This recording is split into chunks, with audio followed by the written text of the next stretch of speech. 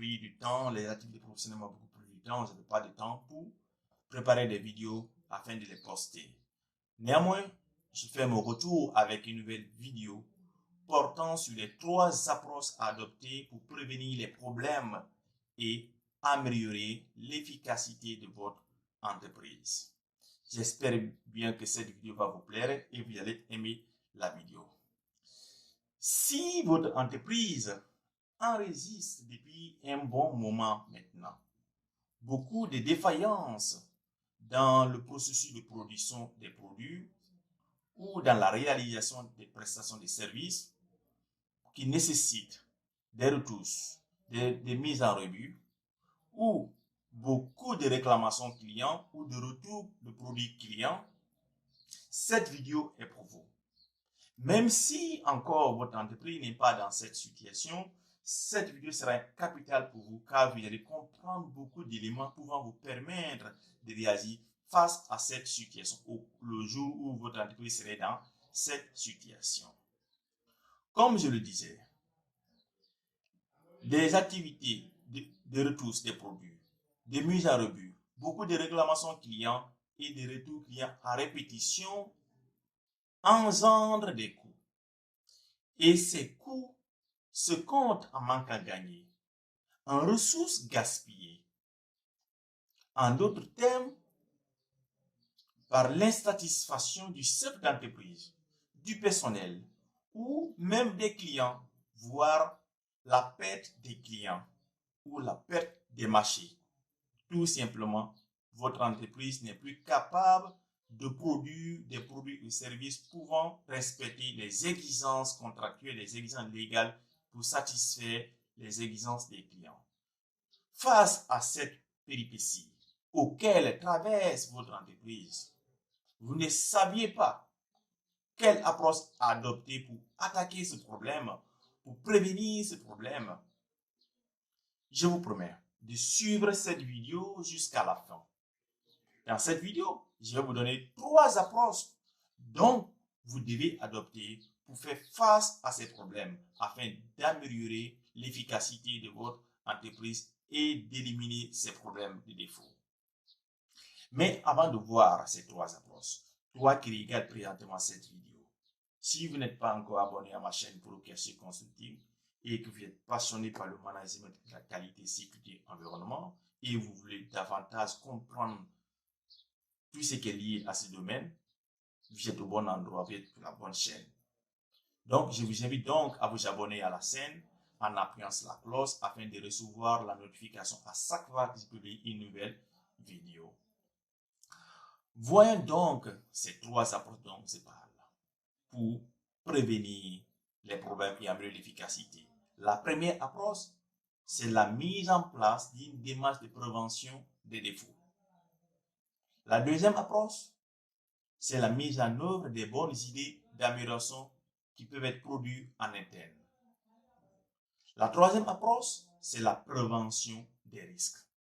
Ce sont ces 3 approches qui vont vous permettre d'améliorer, de prévenir ces problèmes et d'améliorer l'efficacité de votre entreprise. Mais pour la bonne compréhension de ces approches, nous allons les développer individuellement. Nous allons voir d'abord quel est le but de chaque approche et comment s'y prendre, c'est-à-dire comment les mettre en œuvre. Prenons par exemple la première approche qui est la mise en place des démarches de prévention des défauts. Quelle est la vision de cette approche? La démarche de mise en œuvre, la démarche de prévention des défauts est une démarche qui vise à identifier au fur et à mesure lorsqu'il se produisent des problèmes de fonctionnement. Par exemple, des défaillances dans le processus de production, des réclamations clients ou des contentieux entre votre entreprise et ses clients, d'analyser l'origine et de mettre en place des actions d'amélioration pour en supprimer la cause racine. La cause racine. Comment s'y prendre face à cette approche? Pour cela, votre entreprise doit former une équipe, doit mettre en place une équipe de résolution de problèmes. Cette équipe doit être formée sur la base de volontariat des représentants de chaque secteur, de chaque service. C'est-à-dire qu'il doit être formé d'une équipe pluridisciplinaire. C'est-à-dire, moi, j'appelle de pluricompétences. Et une fois que l'équipe est mise en place, vous devez former cette équipe aux techniques de résolution de problèmes. Tout simplement sur l'utilisation des outils de résolution des problèmes. Il faut les former comment utiliser le brainstorming, comment utiliser le diagramme de Pareto, comment utiliser le diagramme d'affinité, comment utiliser le diagramme de Poisson, comment utiliser les 5 pourquoi, les 5 M. Et donc, vous devez les former à l'utilisation de ces outils-là qui vont les permettre de réaliser l'analyse, la résolution du problème.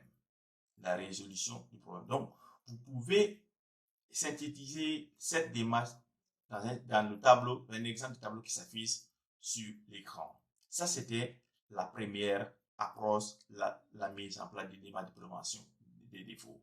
La deuxième approche, c'est la mise en œuvre des bonnes idées. Cette démarche est une démarche qui vise à noter de façon systématique les idées d'amélioration produites par l'ensemble du personnel et de les noter et de les mettre en œuvre souvent lors d'importance pour l'entreprise. Vous savez ce qui fait défaut d'un bon entreprise, c'est le management participatif.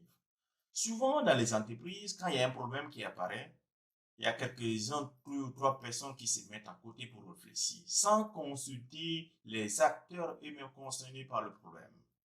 Par les problèmes. Alors que lorsqu'il y a du management participatif, où tout le monde donne son point de vue, où les idées sont tenues en compte, on peut émerger les idées d'amélioration. Vous savez, il y a un adage qui dit, les idées, comme les paroles, s'envolent. Il faut les noter.